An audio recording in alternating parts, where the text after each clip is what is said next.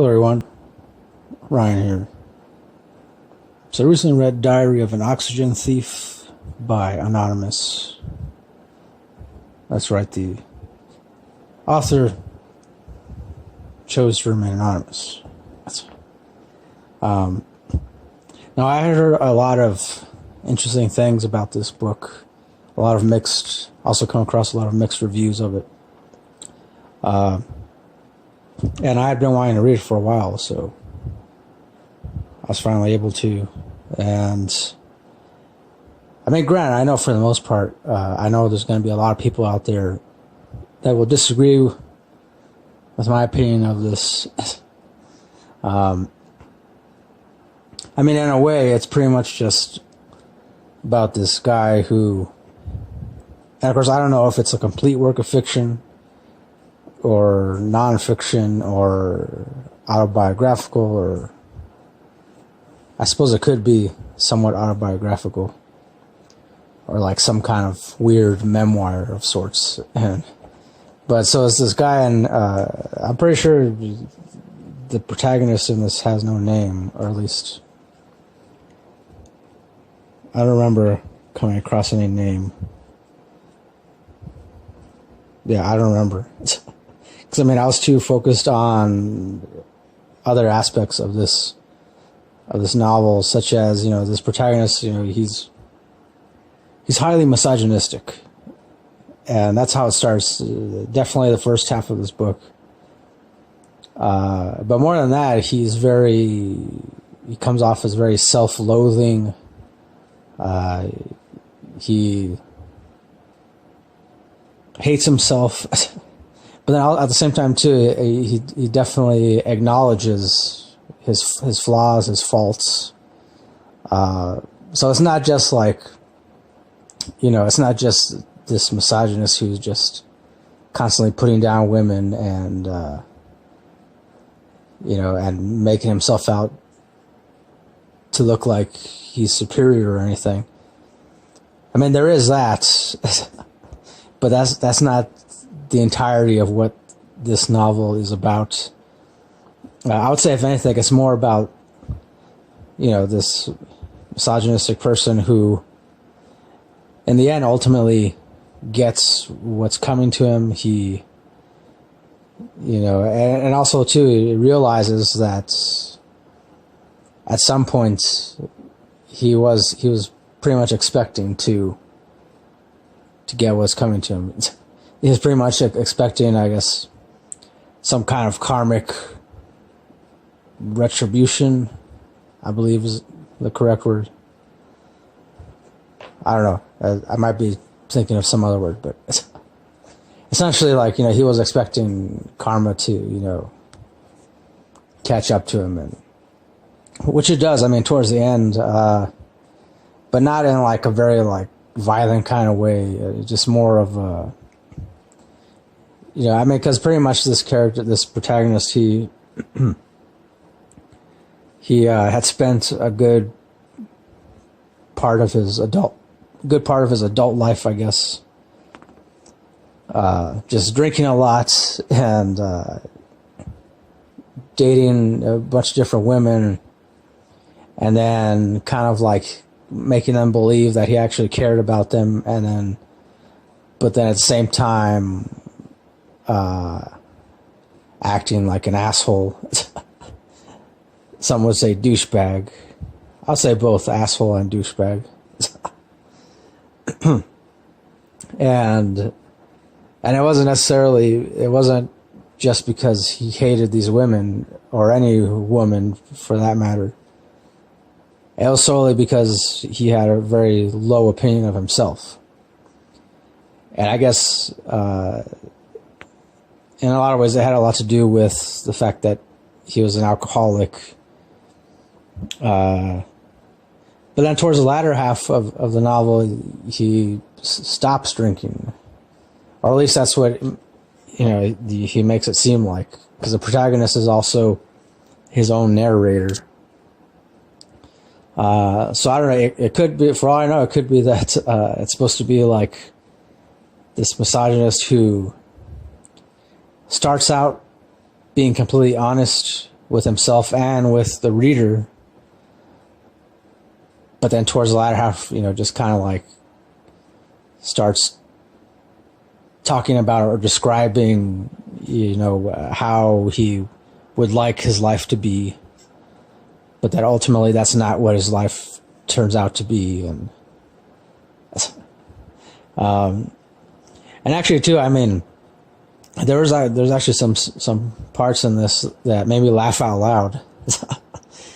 Which, because I not that, it wasn't the misogynistic parts. More like, there's times when he would talk about the fact that, like he went through something like a 4 or 5 year period where he just didn't drink any kind of alcohol, didn't date any women. And he was living somewhere in, I want to say Minnesota or something, in the small town of Minnesota, in a house that he couldn't afford. And he was stuck at a job, some kind of advertising job he didn't like. And during that time, that like 4 or 5 year period, pretty much he learned to love himself. And when I say that, I mean that emotionally, physically, and, I'm sure you can figure out what that means. But I mean, a lot of people, I know a lot of people still to this day, even though we're supposed to be living in the 21st century, there's still a lot of people that are put off, when they hear about the fact that somebody practices self-love. And to me, I don't know, I kind of feel like, hey, if you want to, before you can love anybody else, you got to first love yourself, right? I mean, in every single way. And that includes accepting your flaws, accepting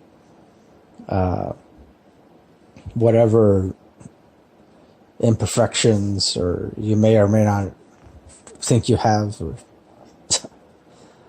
I don't know, that's how I feel. It's just, for me, I kind of felt like I could relate to some parts of what this protagonist described.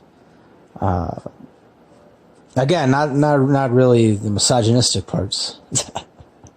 But I mean, I gotta admit, I do have some friends who, from time to time when I hang around with them, they do kind of like talk in the same manner that this protagonist does. But that's mostly because they're frustrated with, their different situations, their relationships with their girlfriends, their wives, kids, and, co-workers. And so for me, I wasn't offended by it at all. Though I could see how someone could be easily offended by this. I will say, if you're easily offended by misogynistic things, descriptions, then no doubt this probably won't be for you. That's probably won't like it. But otherwise, if you're able to read, a novel that's pretty misogynistic and not be easily offended by it, then I do recommend reading it. I guess I wouldn't say I consider it to be a great book or novel, but it's interesting. It's different. I know, like, originally when I first checked this out from my local library, I saw the blurb on the back, or synopsis. It describes it as like, if Holden Caulfield was an alcoholic, and if Lolita was a photographer's assistant, and I did kind of get that somewhat, and I think for me, like, if I had to sum it up as short as possible, I would say, to me, it's more like, it came off as more like a much more modern Catcher in the Rye. Yeah, yeah. Kind of like, I don't know, I guess, yeah, like much more modern Catcher in the Rye, or even like if Holden Caulfield was a little older and much more misogynistic. Yeah, I don't know, something like that. But I mean, as far as rating goes, I would give it 4 stars, 4 out of 5. Simply because it's different. It's, I mean, again, I'm not saying that I consider it to be great. But it is pretty interesting. You know, and I think in a way I kind of understand the author's need for anonymity, remaining anonymous, because most of the time it's easier to like write down one's thoughts or like say what you really mean, especially when you don't have to worry about people knowing who you are. So yeah, I mean, as far as anything else concerning this, I would say, like, again, he does definitely get what's coming to him, and he also acknowledges it, and for the most part accepts it. So yeah. So yeah, I don't know. This is just my opinion about this. So that'll do it for my review. Once again, I give it 4 out of 5 stars. And thanks for watching. Thanks for listening. As always, till next time, don't forget, keep it real, keep on rocking, and peace.